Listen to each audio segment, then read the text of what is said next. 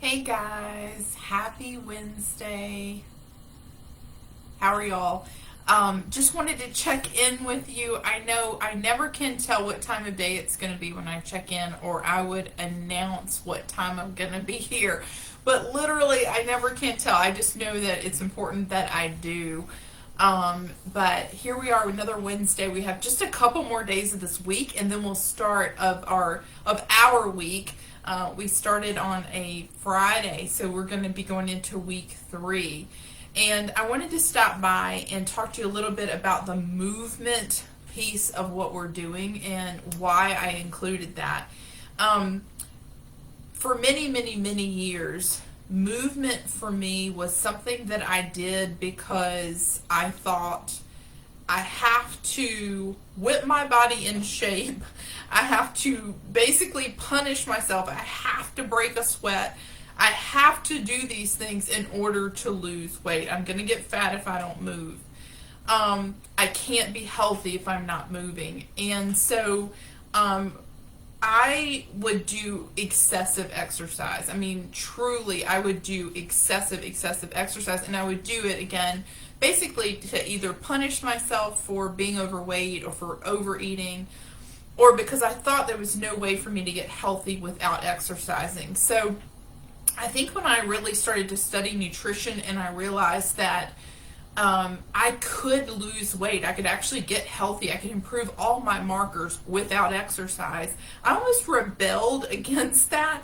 And some of you guys that have known me for a while kind of know that, a big part of my story is over this time that I have been on a ketogenic diet, it'll be 6 years in February, I really have done very little moving. I've had a little, a few spurts of time, 30 days here where I'd commit to it and I'd do it and then I'd quit again. And so I wanted to share with you why then I decided to include the movement part in this if it's not really for weight loss per se. What I have come to believe and what I really do think is true is that the movement that we do, while it may not really, I would say it's 90-10. 90% of weight loss and health is the nutrition part, and then the 10% is the exercise movement. So it's very small.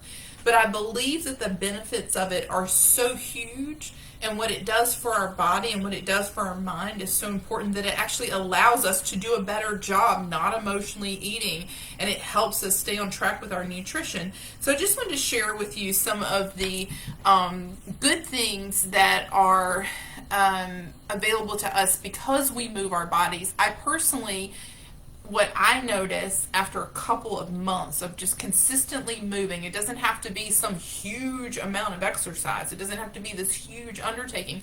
Just walking for a couple of months, I notice that my body looks different. Losing weight, I look one way. I do lose fat. I might be smaller, but like when I'm moving, there is a leanness to my body that I like better. My legs look smoother, the texture. I just like the way my body looks. So because I am losing fat with my nutrition, but I am building muscle with my exercise, I actually causes a change in the way that my body looks. And that is something you don't necessarily see on the scale. It's not about weight loss. It's not even about fat loss. It's about improving the texture of your body. It's about tightening up loose skin, and it is about liking the way that your body looks. So I want to share with you some of the benefits of exercise that are not just about weight loss. And the first one really speaks to me. Reduce depression and anxiety symptoms. This is the truth. I used to take lots and lots of meds for mood disorder, for depression, for anxiety, all those things. And it isn't just that getting outside in the sunlight helps with depression, because it does. It absolutely helps with that. What I have learned in my research is that it actually changes our brain chemistry when we get out there and we move our body, when we exercise, when we move, and not just outside.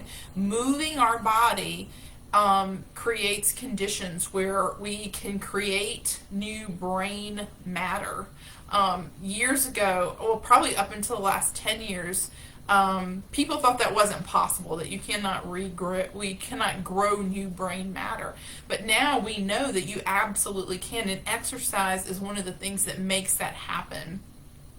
So I love the idea of not only does it help my anxiety and depression because I'm doing something active and proactive instead of like eating my feelings or just sitting with feeling fear or feeling upset. It's also actually changing my brain chemistry, and I think that's amazing. It improves our bone density. The older I get, the more I care about things like that. When I was younger, I would have said, so, I don't care. But I look at other people my age, I look at people who are 10, 20 years older, and I see the fact that they struggle with movement. They struggle with being hunched over. They struggle with issues related to their bones. And exercise actually helps with our bone density. Exercise helps us sleep better.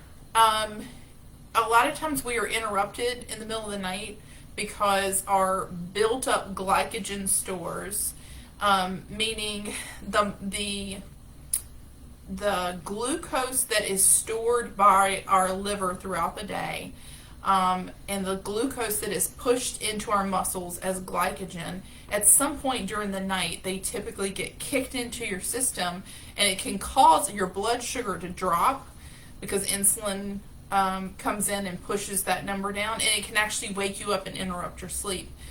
The more you can do movement, you can burn through some of that excess glucose and glycogen, and that actually can help us to sleep well throughout the night, which is really, really good. You also can lower your blood pressure. It can increase fertility if you're interested in that. I am past that point in my life. It improves your mobility. It prevents osteoporosis. It improves your memory. That matters to me. Again, we talked about it's technically called neuroplasticity, meaning that my brain matter actually grows. It increases my memory. It increases my mood. It actually helps with insulin sensitivity. When our body becomes more sensitive to insulin, it controls our blood sugar by producing less insulin, and therefore it's not pumping out, keeping us in fat storage mode for as long. And people that exercise tend to live a longer life. Now that might be because people who exercise generally do other healthy things, but we know that studies show that people who exercise live longer. And so all this work we're doing to lose weight, to feel good, to take control of our health, it is about living longer, and not just living longer, but living well. And so I encourage you to embrace the movement part of this and to take it where you are. I can tell you last month I started walking a little bit, and I doubled that this month. Personally, I doubled it for this challenge. And I have had plenty of days where I have not wanted to do it. I just haven't wanted to. Either I felt tired because I worked a lot the day before, or I had some emotional stuff going on, or I had family stuff going on, or there was just reasons I did not want to do it. And so that was when I was reminded of the definition of commitment. I'm doing the thing that I said I was going to do, regardless of temporary feelings. That means tiredness, sadness, whatever it is. And regardless of external circumstances. It's raining, it's late at night. I just did it anyway. And so this challenge has been a test to me also personally, even though I'm leading the challenge. But I really just want to just reiterate the movement part. I think it is so good for our mind, and it's so good for our body, and it's not about weight loss. It is about improving your overall health, and that's why I want to do it. I'm not doing it because I want to punish my body. I'm doing it because I want to live long and live well. So challenge yourself, remind yourself of the word commitment, and do some type of movement. Again, even if it's, some wall push-ups and things like that. Now that I think about it, on my phone, I think I have some old videos of me doing some body weight exercises. If you're not able to get out, or if you're not able to walk, if you're not able to if you don't have equipment or anything like that, there's a few different exercises you can do that just use your own body weight. And I'll post some of those for you guys. I don't do them very well, but movement is movement, and it all counts. So anyway, that's the focus for the day. That's what was on my mind. And I have had 7 calls in a row, so that's why I'm just getting on, and I gotta go because I got more coming up. But wanted to make sure I checked in with you guys. And again, I just want to thank everybody who is taking the time to share what's been going on with you. That not only helps you and reinforces what you're doing, but it helps the whole group. So have a great day, and just go ahead and start thinking about things that you'd like for me to talk about on Saturday on our call, and I'll start a thread tomorrow for that, so you can have a couple of days to sort of add things to that you want me to include. But I'll talk to you later. Bye.